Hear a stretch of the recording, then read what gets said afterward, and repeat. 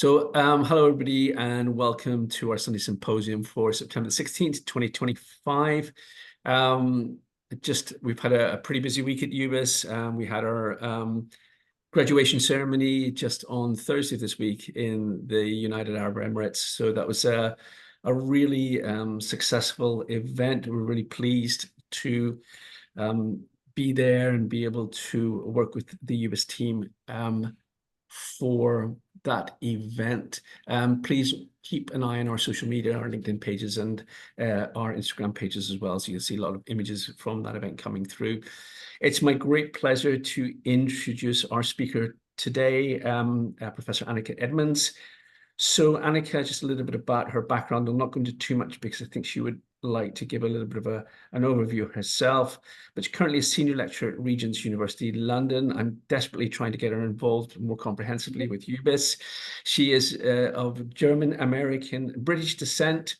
She is a marketing strategist, consultant, mentor, and coach for startups, a university lecturer, and also an academic researcher. Today, she's going to speak to us on new venture team formation and team dynamics for success. In this session, we'll explore how the team formation and group dynamics influence the success of new ventures, drawing from her research in university business, tech incubators, and her practical experience mentoring early-stage founders. Professor Edmonds will discuss how team composition, collaboration, and leadership roles shape startup outcomes. The session will also introduce the Belbin Team Roles framework and examine how gender and diversity affect teamwork within entrepreneurial settings. Through real examples and discussion, you will gain insights into how effective team structures can foster innovation, resilience, and long-term business growth. So without any further ado, I would like to pass it on to Professor Edmonds. Anneke, over to you. Right. Hi, everyone. First of all, thank you very much for giving me this opportunity to speak to you. I hope you're all looking forward to what I hope will be an interesting discussion and presentation. So I think Stuart has more or less done most of the introduction, which is perfect. But what I'm going to talk to you about today is new venture team formation and then how the team dynamics will impact on success. So in other words, the team that is actually starting the business. I'm at the very end of my own doctoral journey, and this research comes from part of the research that I've conducted. So you're getting an insight into my findings, or one aspect of my research. Yes, I've got a master's from Cranfield in strategic marketing. That was where I started as a marketing person.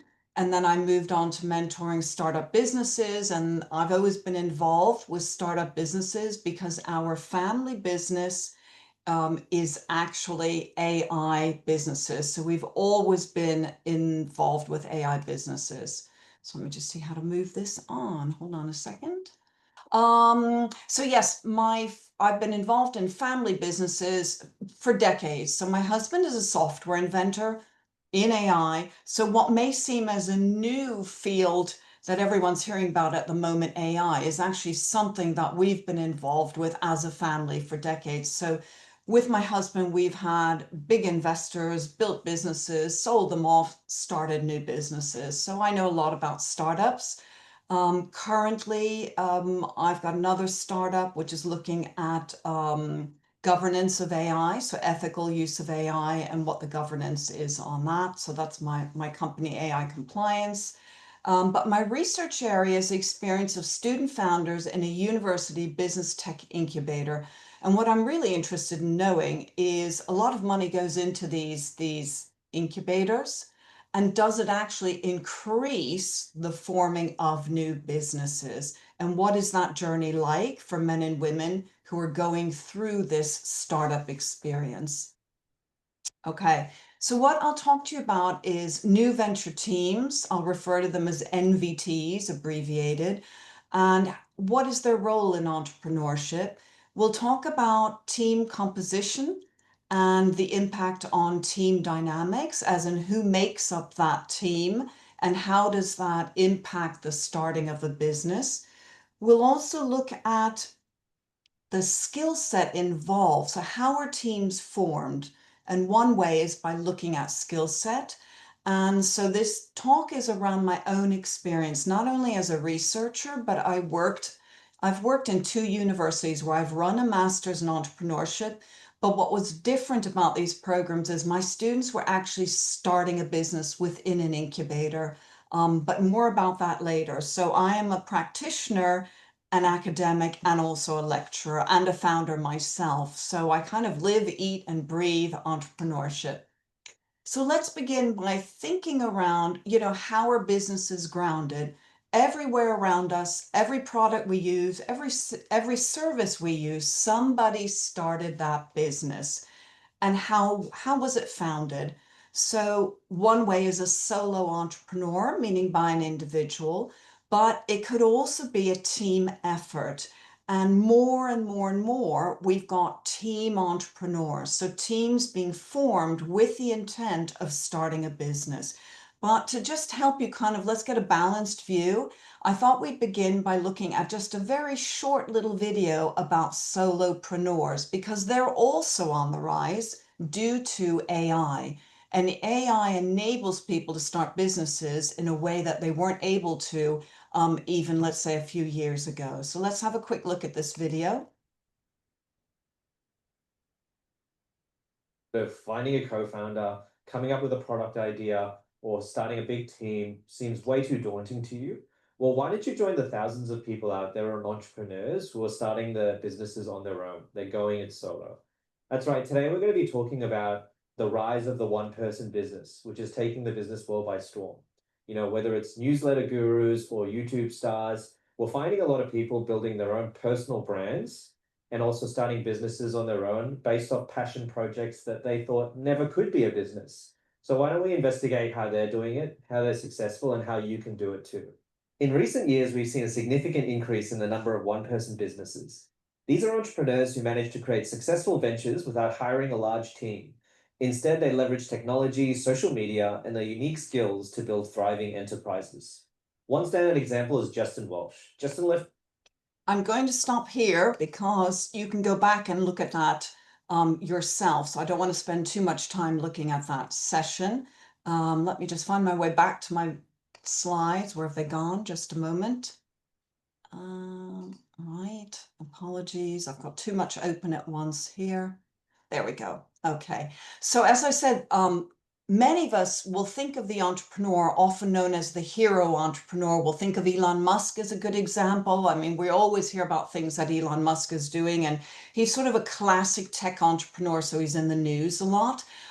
Interestingly enough, this gentleman who I've pulled up for you to look at, Toshi Dorji, is actually a failed entrepreneur. And he's turned that around and now gives talks about entrepreneurship and failing and starting over. But his view is very much there's a rise in solopreneurship. But today I want to focus on entrepreneurship where you've got teams working together. So I want you to think for just a moment, do you actually enjoy working in a team or do you prefer working on your own? Some people naturally prefer to work in a team, and that could have something to do if you come from a cultural background, which is what we call collectivist rather than individualist. You might be more comfortable working in a team. Um, but even if you work in a team, starting a business in a team can be challenging. And there are many people, especially inventors, and I'll use my husband as an example, because he's a software inventor, he prefers to work on his own. So not everyone is suited to being a team player and a team entrepreneur. So great. Okay, Win-Win says you're happy to work with your team. That's great. And many people are, but some people are less comfortable. So I'm going to leave that thought with you. Now, even if you enjoy working in a team, think about were all your experiences positive, or did you have the occasional negative working experience? And often, what was that context? It could be at work. We often work on projects within a team at work. At school, we're put into team. Sports is a classic example, working in a team. And actually, your family is a version of a team as well, isn't it? And sometimes we've got great experiences, but sometimes we've got challenging experiences. And if you happen to be in a team forming a business where you're facing challenges, that will have an impact on how the business progresses and if it actually successfully will be launched. So I just thought, for if you're not as familiar with incubators, just a quick definition. So business incubators and tech incubators, they're physical spaces that bring together new entrepreneurs, people who aspire to be an entrepreneur. They help them create a business model. They will help them with the day-to-day operations of starting a business, finding funding, etc. So entrepreneurial ventures are recruited often in cohorts, bigger groups, and typically team-based. So you may be familiar with the Big Bang Theory. Often when we talk about business tech incubators or tech incubators, we tend to think, computer geeks. And here's a nice example. So you've got Big Bang Theory. In the beginning, you had the 4 computer geeks. They were all at, I think, MIT, Massachusetts Institute of Technology. Very clever. And then you've got, again, stereotypes. You've got what appears to be the dumb blonde who lives across the hall from these 4 guys. But basically a tech incubator, it's a high growth, tech enabled, venture capital based business, looking towards really scaling up very quickly. Often we think the founders become billionaires, create thousands of jobs, and produce these products and services that change the way we live. It's all very big and very exciting. So these are somewhat, there's truth in that, but there are also some stereotypes, because not all founders of tech businesses become billionaires, right? But that's what we kind of think of. So just another quick point to help you appreciate the value, or why I'm interested in incubators as well. So the global market is estimated to be almost $26 billion in 2025, projected to be $44 billion, the value that goes into building these incubators. It's fueled by startup boom worldwide, the government and corporate support, specifically in tech, health, and green energy. And in the UK alone, which is where I'm based, we have 12,000 startups. The plan is that there's a higher survival rate, because I think the failure rate for new businesses after 5 years can be as high as 79%, depending on where you're based, but there's a very high failure rate. So the idea with incubators is they support businesses so that they decrease the failure rate or increase the rate of businesses that thrive. So you can see even incubators themselves are big business. Okay, so if we look at this, what we call Silicon Valley tech model, so the one I've described a minute ago, there's, billions invested, billions to be made. You hear of these unicorn businesses overnight, they make it big. It's often based on the Silicon Valley model. And what we mean by that is how the actual incubator is put together and the teams are put together. Unfortunately, this can lead to sort of a stereotyped image. Think back to the Big Bang Bros, right? You've got the 4 guys together and you don't see as many women involved in that. And so the composition of new venture team members, one reason it's so important is it actually has a big impact on whether or not the business is acquired or if you get funding. So new ventures within incubators, one of the main reasons they're there is to try and raise funding for their ventures so that they can launch. So yes, but it's been shown that who you have in your new venture team has a direct impact on the likelihood of those businesses being funded or acquired. So it really does matter, right? So first you find incubators are big business. New venture teams, the formation is key to a successful business, and who composes that business, the members of that team, is critical. Often teams are very keen to have women as members, and they argue the reason is women promote this communication, this transparency. It's very popular also to have women recruited as part of a positive sort of bringing in people diversity, and that's definitely a good thing, but gender and bringing women is meant to actually help the businesses grow. And so you will find new venture teams saying we've got to have women as part of the team. Now that poses a challenge, of course, if you're working in this Silicon Valley approach, because women are often not as up on the tech side, right? They can't usually code or write software, and that creates this imbalance, which we try to rectify in incubators. So looking at, again, just to reinforce this, how important are new venture teams to startup success? So new venture teams, they're very much central to how businesses are founded. Data shows us that 60% of new ventures will fail due to problems with the team. So that's a big deal. The average proportional percentage of startup insolvencies over the past decade was 60%. And in the UK, apparently, according to Companies House, it's beginning to fall. I hope that's true. But you can see a lot of it comes down to who forms or composes those new venture teams. So here's another way to look at this. So according to Bill Gross, the single biggest reason why startups succeed. Now, timing is very important. He's got examples of businesses that he's been involved with. You've all heard of Airbnb, Instagram, Uber, YouTube. So these are examples of some businesses that really did grow. But he looked very carefully at what was that element that helped them grow. And if you look at the row below, you'll see Cosmo, Pets.com, Flu's, Friendster. These are businesses that haven't done as well. And so he did a real study thinking about what were those key areas that made the difference. So he came up with timing, team and execution, how good the idea is, how novel is it, what business model they used, and funding. And then what he realized is timing is key. So for example, there's no point in coming up with LinkedIn today because it already exists, right? So your idea has to come along at the right time.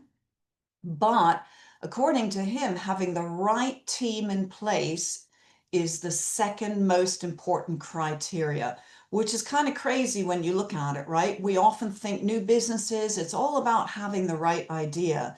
And of course, I mean, that is important, but timing, team, and execution, how the team works together, is more important than the idea, the business model, or the funding. So I don't know if that comes as a surprise to you. I think it kind of did to me, because I always believe the team is critical because of my own research and experience. But to see a well-known entrepreneur do his own research based on teams and businesses that he's been engaged with, pointing out that really team exhibition is important and critical, that's reassuring. So let's talk a little bit about what goes into forming a classic new venture team, or what do we mean? Where do venture teams sit within the ecosystem of a startup environment, so an incubator? So at the very top, you might have a steering board, representatives from the company or the funding body that will steer the team. We're most interested in the venture team. So you've got someone who usually leads that team. Then you've got someone who is the marketing person. You've got someone who's involved with the visual design. You've got someone who structures that team, and you've got an IT person or a software inventor. And they might have a board of experts to oversee their day-to-day growth. I'm specifically interested in that venture team. Often when teams first come together, or when the team's first formed, there won't be an automatic leader. We'll have what's called a flat structure, meaning that everyone takes on many different roles at once. And that's just part of running a new business or setting up a business, right? You turn your hand to whatever's needed at the time, which can be very exciting, but also very challenging. But often, given time, someone will take the lead. Either they take the lead or somebody gives them the lead, and they're responsible for sort of guiding the team, right? Perhaps being the spokesperson. So where this will matter later is in my own research when we look at, as those teams are composed, who is taking those different roles. And usually it is men who fill in with the IT developer role, right? We're thinking that Silicon model, and a lot of incubators are based on that model. They're looking for these high growth opportunities. They want to attract investors, and that is a classic model. It's not the only model, but you see it replicated in many incubators. So whoever has the ability to write the software, they play a very important role because they make the product. The designers give that visual element. The marketeers are important because they look for the customers. All right, so let's move on. Okay, so a little bit more detail. So you've got your venture leader. They're often the project coordinator. Good communication skills, leadership skills are important. The developers, again, they've got the technical expertise. They're often the problem solvers, the creatives. On the other hand, are thinking about design thinking, collaboration, branding, and marketing. Very important. So every person in this team will think they have the most important role. And of course, you've got experts. They'll have that industry specific knowledge and experience that you need. They're good communicators. And the architects they're the problem solvers. They're strategic thinkers. They're progressing the team as they try to solve whatever main problem they've identified. So one way of thinking, how do we compose these teams? Often we use something called Belbin, right? Belbin Team Roles. I don't know if you've ever taken this test, but actually it's a type of psychometric test, and it helps people align with what might naturally be their most comfortable role within a team. And the idea is that people will work better together as a result once they know their profile. So let's watch this very short video on what we mean by Belbin Team Roles. This is it. Opportunity knocked and you scored a killer project. You open the door and stride in wearing business socks. You shake hands, firm and confident. You've got a team, but how good are they? What talents are hiding that can make each individual thrive? How can you pinpoint each of their strengths to harness their full potential? You can't find this type of insight in job titles, but you need to know exactly how these people approach their work, their relationships, their measure of creativity, and the discipline they possess to get things done. If your team members aren't playing to their strengths, this project becomes a nightmare. Happy Monday. You might want to do some stretches.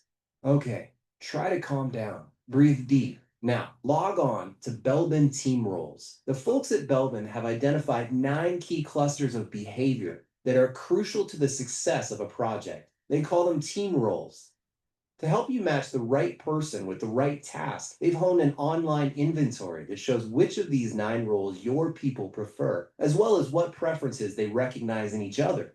You get a panoramic, 3-dimensional ranking of each worker's sweet spots. Most people prefer to behave in 2 or 3 manners at work, can manage to behave in a few others, and prefer not to behave in the others. This isn't an abstract personality test. Belbin measures how people's unique strengths manifest on the job. These real-world behaviors emerge from a mix of mental agility, personality, values, experiences, and inspirations that make each person unique. Belbin's insights will put you ahead of the game, because now you know your team's energy is in all the right places, and everyone will understand what they need to do to get things done.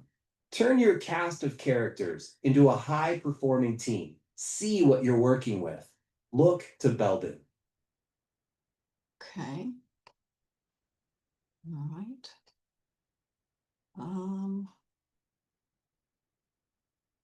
Next one. So that's given you a little bit of idea how Belbin works. Obviously, they want to promote it. Actually, I think you have to pay to actually do the team tests. So they sell this, but they initially did research around what is the best way to form teams? And then they turn that into a business. And it's a lot of people use this. So here's a quick look in a little more detail. So I'll leave the slide up for a moment so you can have a look at this. So these are psychometric tests used in management to assign roles within a team. Can you recognize yourself in any of these roles? As I said, startups, often you have all hands on deck, but people tend to gravitate towards particular roles. Has anybody ever done Belbin testing, Belbin Team Role testing? Anyone here in the group? You can drop a message in the chat if you want. I can't see you because I've just got the slide taking up my screen. But if you'd like to contribute, just drop a little message. Is there a role that any of you identifies with? Maybe shaper. Shaper.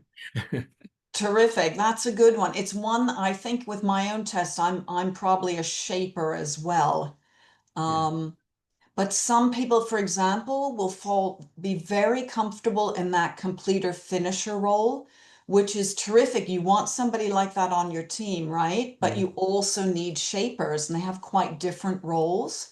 What about planters? Does anybody fit with this profile? So creative, imaginative, unorthodox, solves difficult problems. So those are the plus sides, but some of the weaknesses might be they ignore details, or they might be too preoccupied to communicate effectively. Resource investigators, also great people to have on your teams. They're very extroverted. Those are the people who are busy developing contacts. But once they lose enthusiasm for a project, they will move on. So, oh, planter and implementer. Oh, terrific. Thank you. Again, terrific. Planter and we definitely need implementers in roles in the team as well. Oh, resource investigator. Thank you so much for your contributions, everyone. Implementers, we need the discipline. They help turn ideas into practical actions. Plant and specialists, great. So you guys have done this. So then you'll be familiar with the Belbin team roles. Excellent. Completer finisher. As I said, we always want a completer finisher on the team. Yes. And a shaper and a plant. Terrific. So wonderful to see you're familiar with this. So I'll go to the next slide, okay?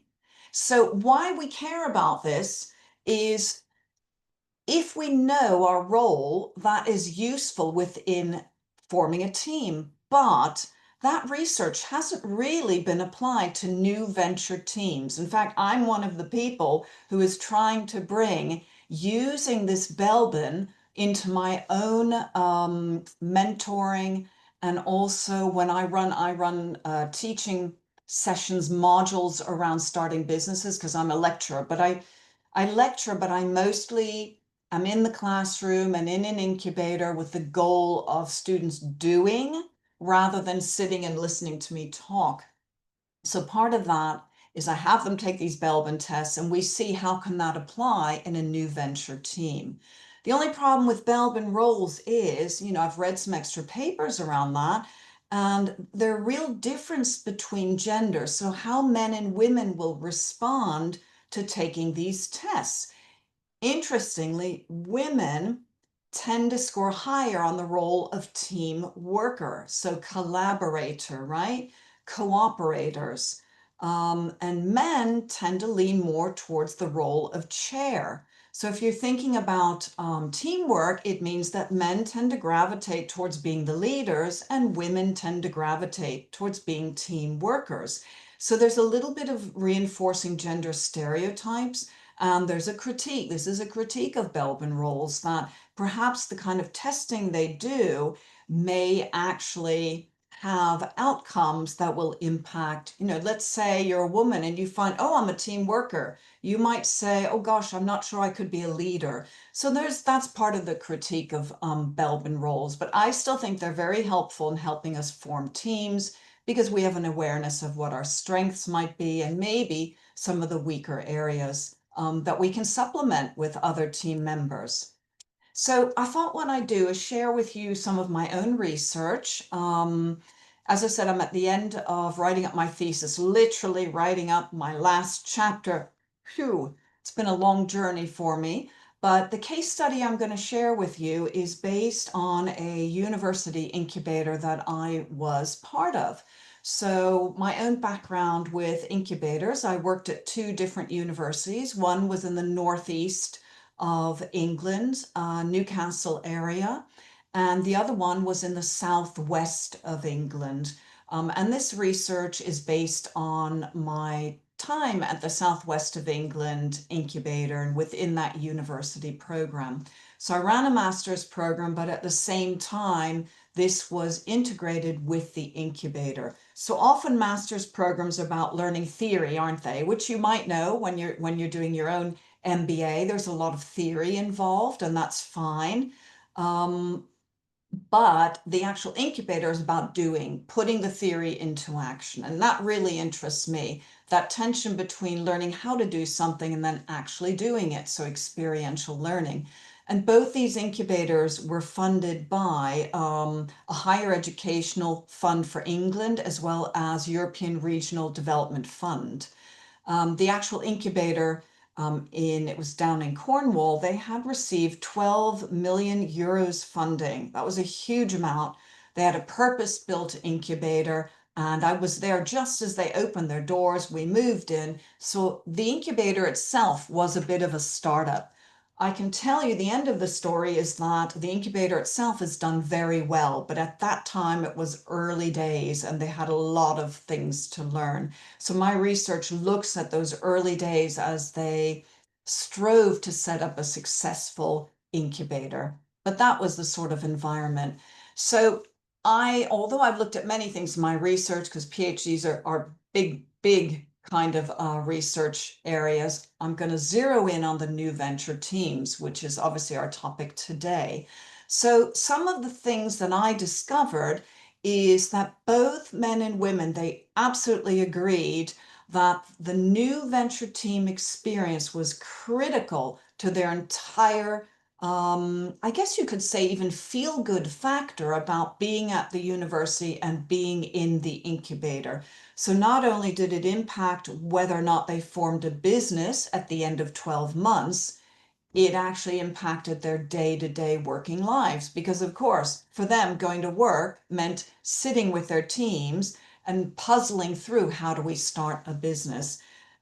Because it was modeled on the Silicon Tech Valley model that I mentioned, we only had one woman for every 3 men, so a 1-to-4 ratio. And unfortunately, what that meant is that women were thought of as tokens, as in they stood out because there were so few of them, and they formed these minority numbers. And we had cohorts, just like your one cohort within your MBA. I was looking at 5 cohorts as they moved through the incubator. Some had been through the experience and had moved on. So I spoke to them post incubation as well. And in some cases, the cohorts dwindled down to 3 or 4 women. So some of the women actually dropped out of the program during the first 12 months because they just weren't getting on in their teams. And one of the challenges is because the teams were based on skills. Remember, I mentioned the one person is the tech person, one person is the designer, the creative person, and someone else might be the business person. And what often happened is the men would make the product and the women would coordinate things and they would communicate and they would organize. And what happened is very quickly you had people falling into these sort of stereotyped roles. So motivations, if we just look at this briefly, motivations for joining were the same for both men and women. So they wanted to find a way to start a business, but they had a stipend for 12 months as they were studying for a master's. They all wanted to start a new venture. They wanted to be part of a team. They loved being part of a community, because an incubator creates this community in which you start a business. And for some of them, they were very excited about really being part of the tech world. And especially if you think now everything is about AI, we hear about AI all the time. So tech is becoming it's growing and growing. Let's say it's the forefront of our mind.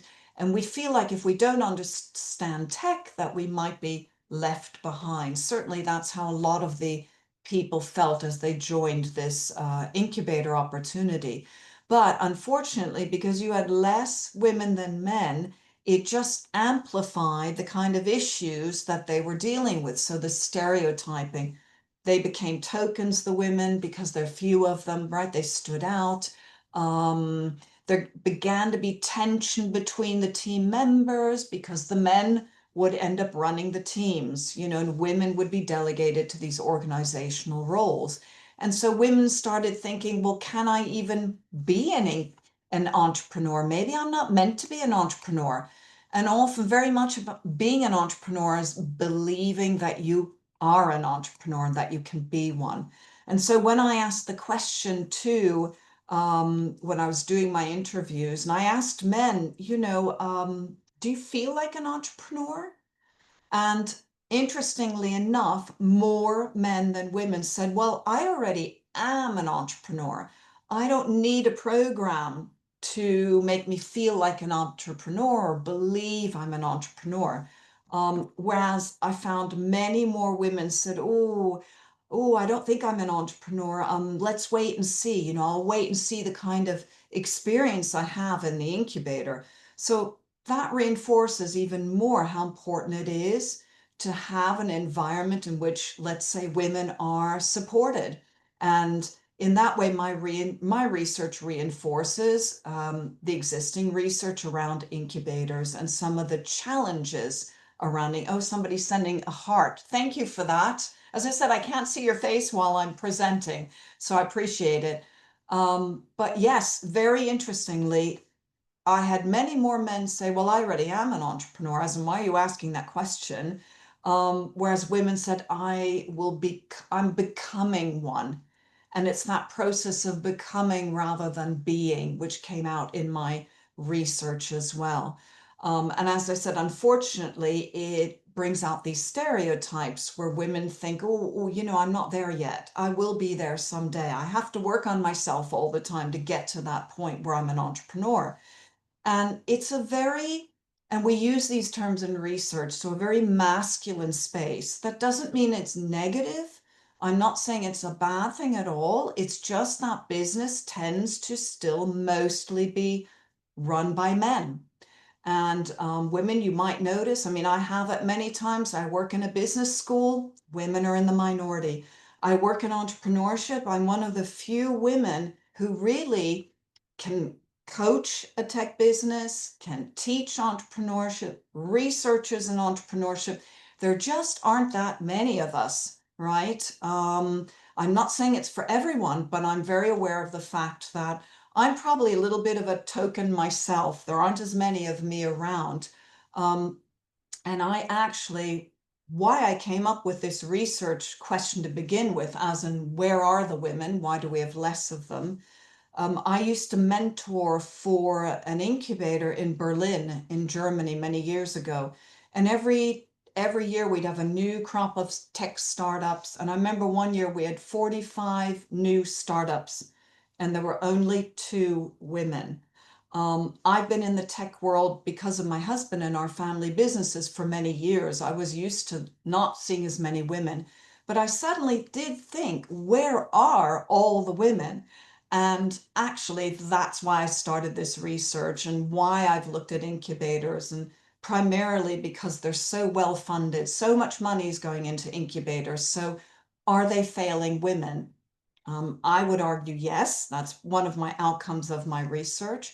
That's not to say that all men had a terrific journey, that all men said, this has helped me start a business. There were also many men who didn't have a terrific experience, but it always came back to the new venture team and how that was formed and the dynamics. So let's take a little closer look then. So I did this sort of comparison between men and women. How did they feel about the experience of being in the incubator and starting a business? And what came out is this topic of tokenism. So again, tokens standing out because you're in the minority. So on one hand, women took advantage of it and said, this is great. You know, it's creating an opportunity for me. I wouldn't be here otherwise. I get to be part of tech now. It's publicity. It's great. I get attention. The men also liked it because they said it's wonderful because our team gets publicity. We might get funding because we get recognized because we've got a woman on the team. So both men and women, the teams would benefit from that.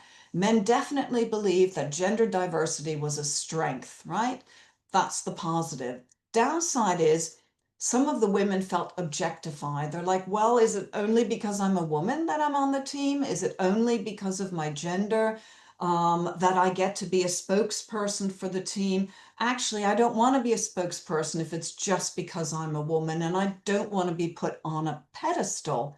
And a couple of men, although they saw the benefits, complained as well. They said, actually, women are getting all the women we do have, they get all the attention because they stand out. They get special recognition, they get special support, they get additional resources. And I can add to that that one team of women, we only had one team that was all women, but they couldn't write software. So the incubator actually gave them £40,000 of funding so that they could pay for software to be built for them, right? So the other teams would complain about that. So what I'm saying is it's a double-edged sword. You know, some women thought, hey, that's great, it's to my advantage and I get recognition. And some of the men said, that's great, our team gets recognition. Other women said, oh, I feel objectified. I'm like the poster woman for my team. I don't like it. The other thing that came out is the men and women who were put in these teams had no choice. The actual incubator staff, and this is not unusual, made the decision of who to put together. It's a bit like a blind date, right? You don't know who you're going to be matched up with, and then you're meant to start a business with these people. So there was a lot of feedback and unhappiness around that. And again, how they formed the team, they always had someone who could code, and then the rest were like creative kind of business people who gave their input as well. More themes that came out. Women found they were depending on men to build the products. So for example, if you had the idea, if you were the woman running the business, or you had the idea, if you lost the coder, the person who could write the software, you were stuck. You either were waiting for the incubator to give you money for funding, which didn't happen very often, except in that one case where there was a token woman's team, or you were dependent on men to build the product. And that's how the women saw it, right? And even when women were delegated to the role of being communicators and organizers, the men would then say they were nagging them. So again, these kind of stereotyped roles. So if women would say to their team of men, you know, you need to get that done, that's the next task, you haven't done it, they would be told, you're nagging me.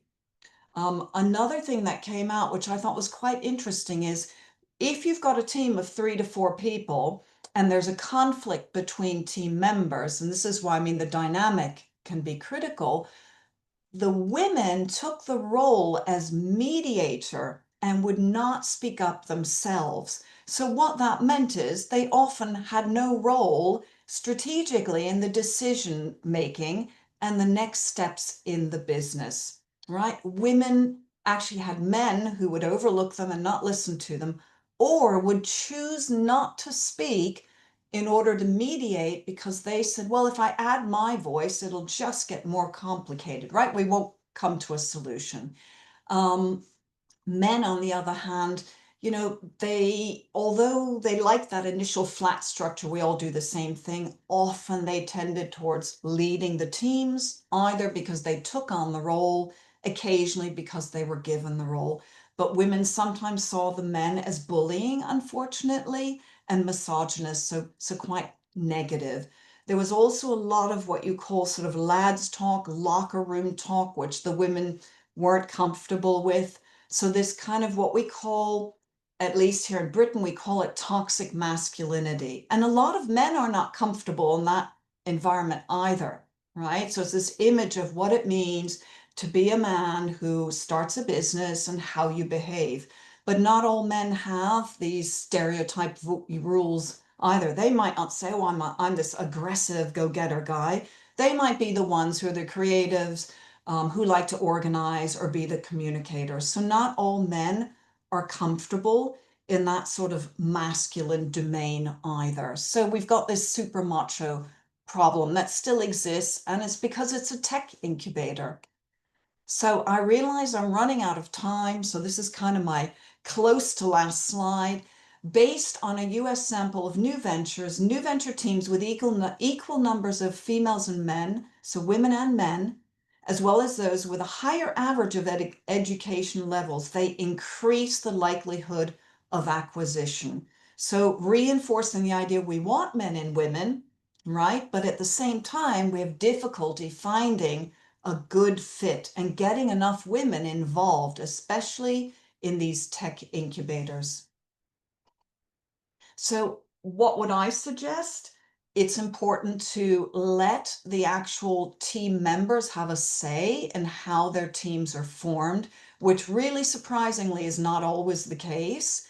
And structuring teamwork. So you have to share values. So I usually make my students or founders do an exercise around values and then connecting in those values and goals. And that's very important because often people will find they have different values, right? Different ethical and moral approaches to how they work. And also looking at how well the team will bounce back, how resilient it is, how well it adapts to changes. So new venture teams capable of establishing a foundation for team collaboration and teamwork structuring, they've got the capacity to really persevere.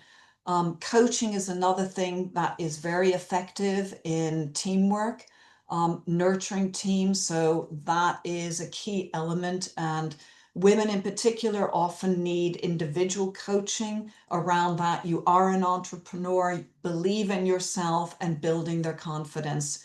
Very, very critical. So unfortunately, what I found in my research is that not all women made it through the incubator experience. Some of them did drop out, unfortunately.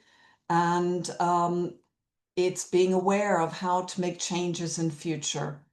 And so concluding thoughts for me are sort of, it's important to get the right team. It's important to be aware of how you fund teams. It's important to think about how you mediate conflicts that arise, because they always will.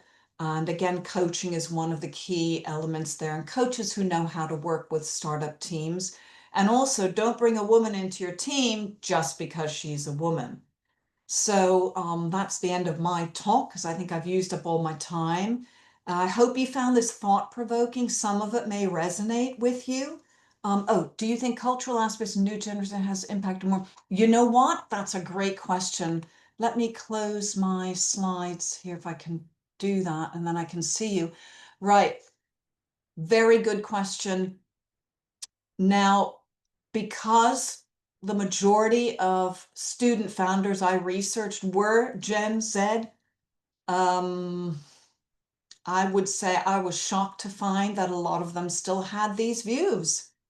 So unfortunately, when you get down to it, the day-to-day working in teams, starting a business, some of these things come up, and I would say they haven't necessarily been resolved. And I was really surprised by that. And that's a great question. So another question, perhaps, Anneke. Yeah. So, you referenced the toxic masculinity, and I think most balanced male entrepreneurs really dislike that locker room humor, because particularly Yes. when you have a really, really well functioning team, regardless of their gender, but let's say a mixed team, you want to keep that team really working in an harmonious environment. But how about we flip it to the other side? How about when you have a female leader who feels that they need to kind of embrace a kind of what's the word I'm thinking of? Be as hard as the males, and Yes. that becomes either in my own experience, that becomes even in some ways worse, because it's so kind of out of step with the values and the female leader brings to the organization. And I've had one experience in my own career where I was pretty shocked about the kind of the attitude of a female leader, who I think she felt that she needed to be as tough and so hard talking, hard acting, Yes. complete lack of empathy, and that was very surprising. Well, what's your thoughts on that? I know I very much appreciate what you've just mentioned, and it can be a problem. But if you think about, women are still trying to learn how to be leaders. And so there was a generation, perhaps the generation you're referring to, who felt, well, I have to be like a man because they've had those kind of leaders as examples. And to survive in the business world, I have to behave like a man. So actually, I would argue the more confident you are as a woman, the less you need to behave like that. But it definitely exists, and it still exists. And it depends on what culture you're in too. So one of my student founders on that study had gone, I think she'd been at Cambridge, studied economics, then went into the city, and she looked at the only women she saw in leadership position, no family, no children, no life. And that's when she said, I don't want to be that person. So I haven't even begun to talk about role models, which is part of my research too. But just to add, I can see why you've had that experience. Yeah, fascinating. What advice would you like to give young entrepreneurs like me who is fighting with their job to start a business or jump into finance? Would you give young entrepreneurs? Are you saying that you'd like to start a business, but you've got a full-time job, so you're trying to do the business on the side? What is the question? Hey, I thank you very much for the presentation. Yeah, that's the question. Like, young entrepreneur, like I have that kind of mindset that I in future someday I'll start a business. Right now, I have no idea what I'm gonna do in future, but that's my intuition. So I'm just asking that, what advice would you give it? Like, what do I have to like? What do I have to learn about, like, skill building and anything? If you wanna say anything about that. What I would add to that is probably the most important thing is to have an awareness of what it means to have an entrepreneurial mindset. So being able to search for opportunities. And I should add to that, many entrepreneurs, they work in businesses to learn about a sector, and they're always looking for a little niche, a little opportunity. So even if you spend time working for someone else, that is you gathering information, looking for what is my business idea going to be. And in fact, many entrepreneurs launch from an existing business. They'll have learned a business and sector really well, and then they'll be, I can do that better. I can do it better. And then they go off and do it themselves. I think you'll know the right time for that, but any kind of courses you can take, and there are many online as well on how to be an entrepreneur. But I would say number one, it is opportunity recognition and entrepreneurial mindset. If you can get a handle on those two things and see everything you do as part of that entrepreneurial journey, that learning journey, then I think you'll be set. It's fascinating. Yeah. Great, because that's what I one of many of my friends who left their job and started their own business, and they failed, and they are now again looking for looking for the job. Yeah. And so I am afraid that, is it okay to leave your job? Because I don't think that it's okay if you have your idea, so you have the other part of your day, like other time to build on, to build something. Like, you May, can do your 9 to 5 as well, and you can work on your startup as well. So may I share my own experiences in this? So Mm. so basically, I was a paid up academic working in a number of universities, and then decided to kind of launch my own business around about 2009. I think if I look at in terms of the ability to sustain myself, So when was I able to actually pay myself from the business or pay my team from the business? And the team came first. Actually, it was more important to pay them than myself initially, and that's a big step in its own right when you hire your first employee, because that's a real commitment to the organization, it's a commitment to the startup. But I think you need to give yourself at least 3 years to ensure that the organization is actually, that you've started this, the business you started is actually profitable. And so maybe being able to do that as a side project while you're working full time, it kind of mitigates against the risk of just leaving and going into a business and thinking that you're going to make it. The danger with that is that you're actually splitting your time. And I kind of reflect on that and think, well, you know what, if I jumped in earlier, if I just really kind of given it, maybe the growth trajectory would have been better. So it's really about, it's a lot to do with yourself, how you balance that risk and how you're able to kind of, and also how you're going to finance the business, because at the end of the day, you need customers and you need cash flow. So if those customers and cash flow are not there, you don't have a business. So that's just a little bit of my own experience. Yeah, no, and it is also, people have different propensities for risk. So right. as an example, my husband is a natural, huge risk taker and very much believes in what he does. And there are times when, we've had billionaire investors and had very exciting times. But then you also have low times as an entrepreneur, and you have to be very resilient. And so getting back to what Stuart is saying, or Dr. Cooley, is that you have to know yourself. How much risk can you cope with, and how resilient are you? How quickly do you bounce back? I don't see business failing as failing. It's a learning experience. That's how we look at it in entrepreneurship. You say, well, I learned from that so-called failure. What will I do next time around? And you have to be willing to look at it that way. That's okay. I think we've come to the end of the session. I just want to say a massive thank you to Professor Edmonds for giving up her Sunday. Thank you also everybody that's taken time to attend the session as well. I think this was hugely valuable. And as I said, I hope to one day be able to bring Professor Edmonds into the UBIS family and have her on board. Thank you everyone so much. Take care and have a good rest of your day. Thank you so Have a much. great time, everyone. Take care. Thank you so Bye. much. Thank you. Thank you, Stuart. Bye. Bye.